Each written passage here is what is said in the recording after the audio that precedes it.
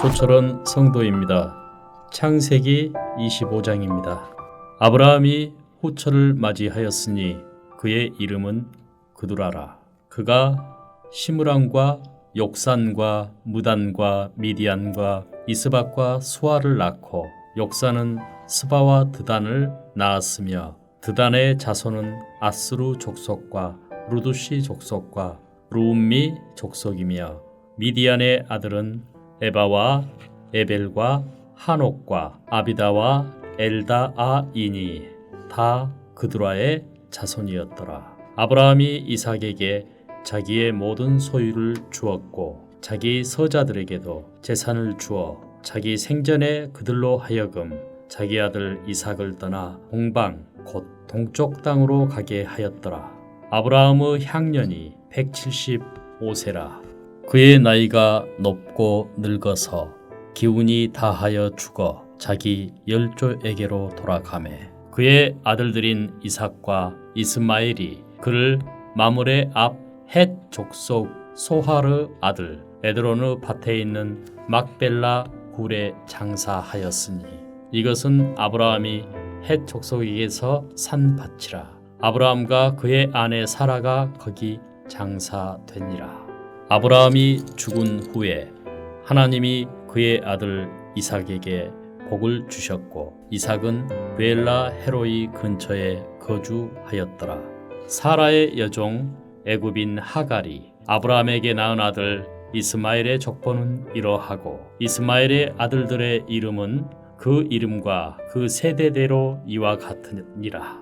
이스마엘의 장자는 느바요시요 그 다음은 게달과 압베엘과 밉삼과 미스마와 두마와 마사와 하닷과 데마와 여둘과 나비스와 게드마니 이들은 이스마엘의 아들들이요 그 촌과 부락대로 된 이름이며 그 족속대로는 12 지도자들이었더라. 이스마엘은 향년이 137세의 기운이 다하여 죽어 자기 백성에게로 돌아갔고 그 자손들은 하윌라에서부터 아스루로 통하는 애굽 앞 술까지 이르러 그의 모든 형제의 맞은편에 거주하였더라. 아브라함의 아들 이삭의 족보는 이러하니라. 아브라함이 이삭을 낳았고 이삭은 40세에 리브가를 맞이하여 아내를 삼았으니 리브가는 밧단 아람의 아람 족속 중 부두엘의 딸이요 아람 족속 중 라반의 누이였더라.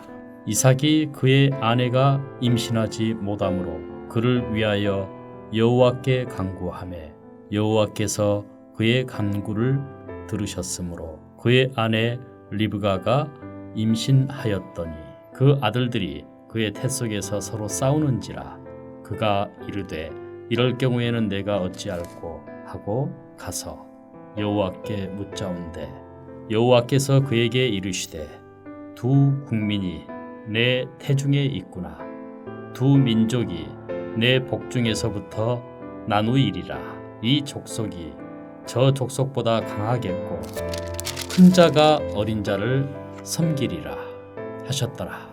그 해산 기한이 찬즉 태에 쌍둥이가 있었는데 먼저 나온 자는 붉고 전신이 터록 같아서 이름을 에서라 하였고 후에 나온 아우는 손으로 에서의 발꿈치를 잡았으므로 그 이름을 야곱이라 하였으며 리브가가 그들을 낳을 때 이삭이 60세였더라.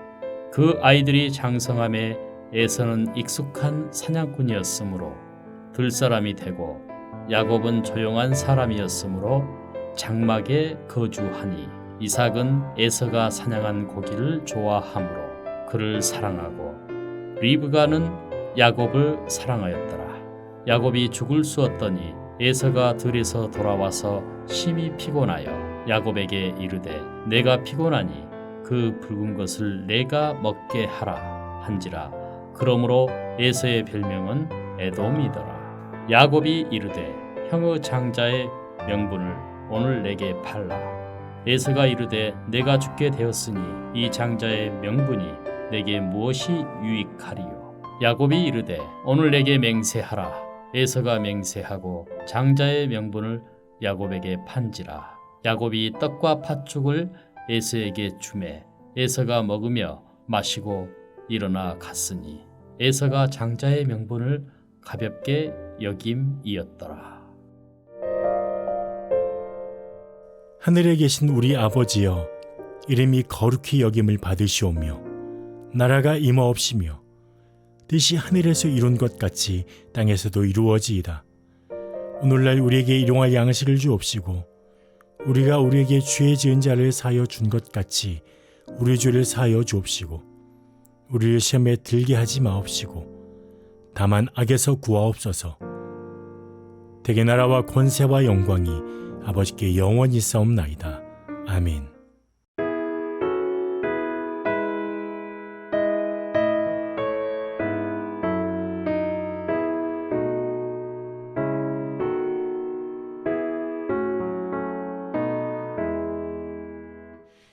겸손히 주를 섬길 때 괴로운 일이 많으나 구주여 내게 힘주사 잘 감당하게 하소서.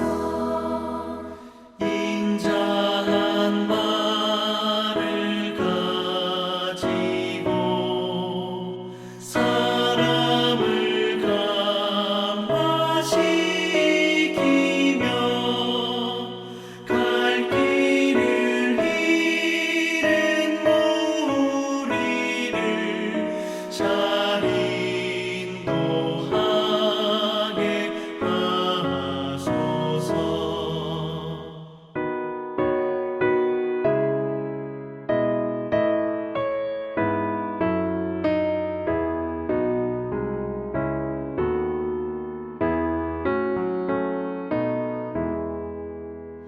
구주의 귀한 인내를 깨달아 알게 하시고 굳건한 믿음 주셔서 늘 승리하게 하소서. 장래의 영광 비추사 소망이 되게 하시며 구주와 함께 살면서 장평강 얻게 하소서.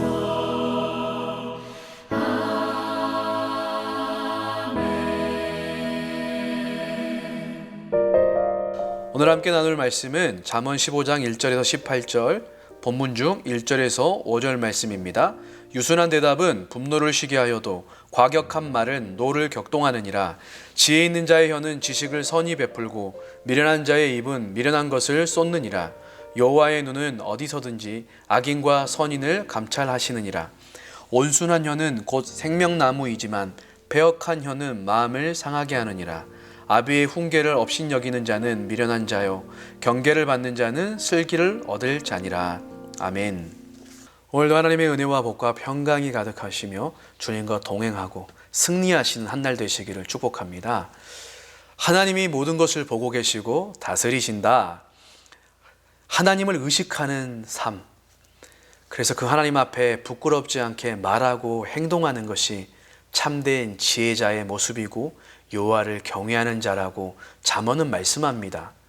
잠언은 비슷한 말을 반복합니다. 이것은 인생의 다양한 측면을 풍요롭게 나타내 보여주고 있는 것입니다. 잠언은 여러 가지 것들을 나열하는 것처럼 보이지만 하나로 연결되어 있습니다. 그 밑바닥에 흐르는 중심 주제가 무엇입니까? 여호와를 경외하는 것이 참된 지혜이다. 그리고 그 하나님을 사랑하는 자가 지혜자의 삶을 살 수 있다는 것이죠.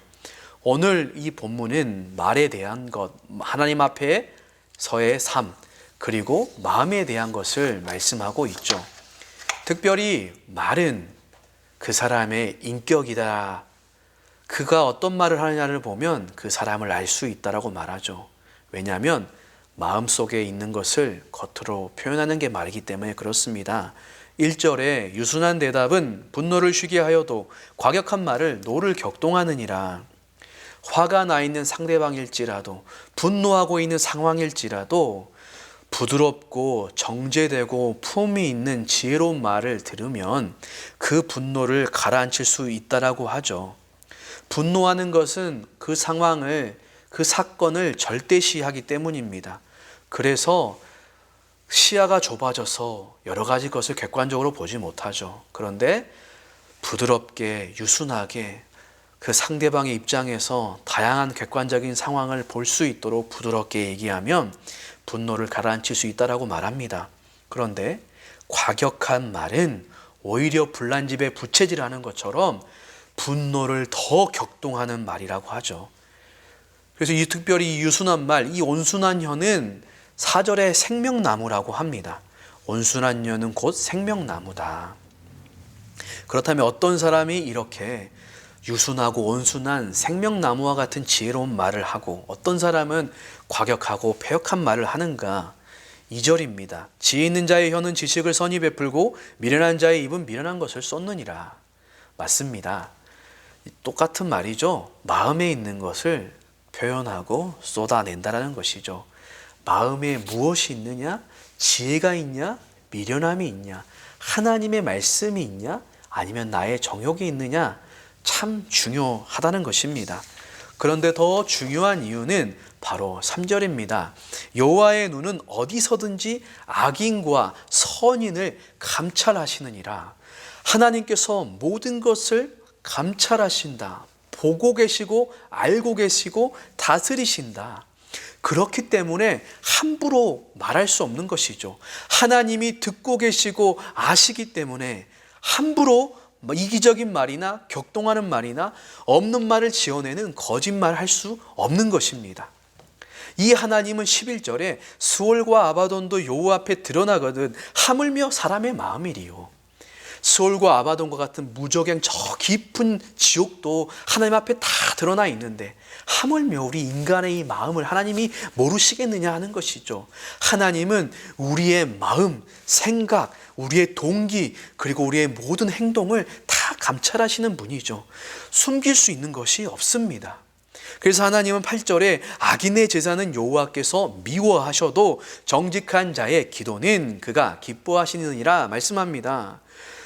제사도 이 예배도 기도도 다 하나님 앞에 드리는 것이죠. 그런데 하나님은 그 사람을 악인이냐 정직한 자냐를 보며 그 제사와 그 기도를 받느냐 안 받느냐를 결정하십니다.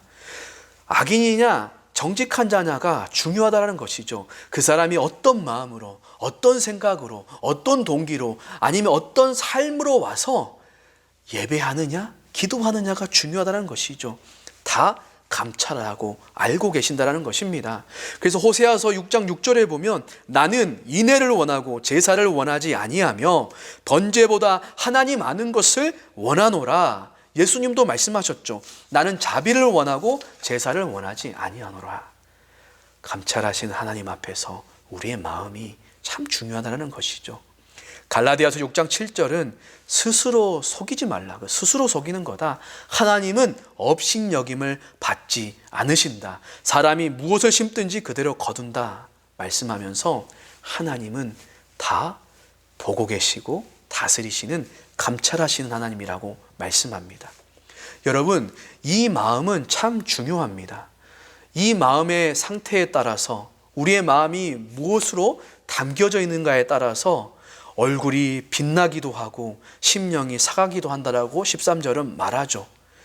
그리고 14절에 그래서 이 마음에 무엇을 채우느냐, 무엇을 요구하고 무엇으로 간절하고 갈급하냐 참 중요하다는 것입니다.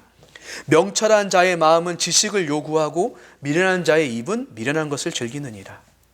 우리의 마음에 하나님의 지식, 하나님의 지혜, 하나님의 말씀으로 채우는 명철한 마음, 아니면 미련한 것으로 세상에서 옳게 말하는 악이라고 말하는 하나님의 기준이 아닌 것으로 채우며 즐기느냐. 이 즐긴다는 것은 몽약한다는 것이죠. 이게 참 중요하다는 것입니다. 이러한 마음이 바로 얼굴의 즐거움과 심령의 상함으로 드러날 뿐만 아니라 15절에는 고난받는 자는 그날이 다 험악하나 마음이 즐거운 자는 항상 잔치하느니라. 그 인생길도 바꾼다는 것이죠. 그 마음이 즐거운 자, 하나님의 것으로 있어서 즐거운 자는 항상 잔치하는 정말 기쁘고 즐거운 삶을 살아갈 수 있게 하신다는 것입니다. 그리고 이 마음의 상태가 바로 여호와를 경외하는 그런 마음인데, 이러한 마음을 가지고 살아가는 것이 특별히 그의 소유가 어떠하는 것보다 이게 중요하다라고 16절 말하고 있죠. 가산이 적어도 여호와를 경외하는 것이 크게 부하고 번뇌하는 것보다 낫다. 또한 17절에도 채소를 먹으며 서로 사랑하는 것이 살진 소를 먹으며 서로 미워하는 것보다 낫다. 다르게 표현하고 있지만 같은 말인 것이죠. 마음이 중요하다는 것입니다. 오늘 이 본문의 말씀은 하나님께서 모든 것을 감찰하신다, 보고 계신다, 알고 계신다. 그러기에 그 앞에서 우리의 마음을 하나님의 것으로 채우고, 또한 말하고 행동하는 것에 있어서 하나님을 의식하며 살아라 말씀합니다. 우리의 믿음의 선배들인 종교개혁자들은 그래서 코람데오라고 하며 신전의식을 가지고 살았습니다. 하나님 앞에서 하나님의 얼굴을 대면하는 삶이다라고 그렇게 살았습니다. 이 코람데오라는 의미 안에는 내가 하나님의 임재 가운데 있다라는 의미가 있고, 또 하나님의 통치 아래 있다라는 게 있고, 하나님께 존귀와 영광을 드리는다라는 의미가 있습니다. 하나님이 감찰하시는데 그 하나님의 임재 속에 있다. 그리고 그 하나님이 오늘도 나를 다스리신다. 그리고 오늘 나의 모든 인생의 걸음, 말과 우리의 마음과 행동을 통하여 하나님께 존귀와 영광을 올려드린다. 윌리엄 템플이라는 사람이 당신의 종교는 당신이 홀로 있을 때 하는 그것이다 라고 말했습니다. 감찰하시는 하나님 앞에서 하나님을 향한 신전의식이 있으면 그것이 홀로 있을 때도 삶으로 나타납니다. 여러분 혼자 있을 때 어떤 분이십니까? 오늘 이 지혜자의 말씀을 기억하면서 우리의 마음까지도 감찰하시는 그 하나님 앞에 참된 지혜와 경외의 삶 살아내며 우리의 마음과 우리의 생각과 우리의 행동이 하나님 앞에 존귀와 영광 되어지고, 그래서 하나님께서 우리의 마음 가운데 이 지혜를 채워주시며 가득히 정말 그 지혜의 말씀으로 채워진 우리의 마음을 통하여 우리 얼굴이 빛나고 우리의 인생길에 즐거운 잔치와 같은 기쁨이 넘치는 한날 되시기를 예수님의 이름으로 축복합니다. 기도하겠습니다. 하나님 아버지, 우리의 마음과 생각, 동기와 행동을 감찰하시는 하나님 앞에 오늘도 우리가 서 있음을 인식하는 신전의식을 가지고 하나님의 임재 안에서 하나님의 권위와 다스림 가운데 하나님께 영광 올려드리는 우리의 하루의 삶이 되게 하옵소서. 우리의 마음을 주의 말씀과 은혜로 가득 채워 특별히 유순하게 말하며 분노하지 않도록 온유하고 겸손한 예수 그리스도의 성품 닮아가도록 인도하여 주시고, 소유와 관계없이 하나님과의 관계 안에서 참된 기쁨과 만족을 누리는 한날 되게 하옵소서. 예수님의 이름으로 기도합니다. 아멘.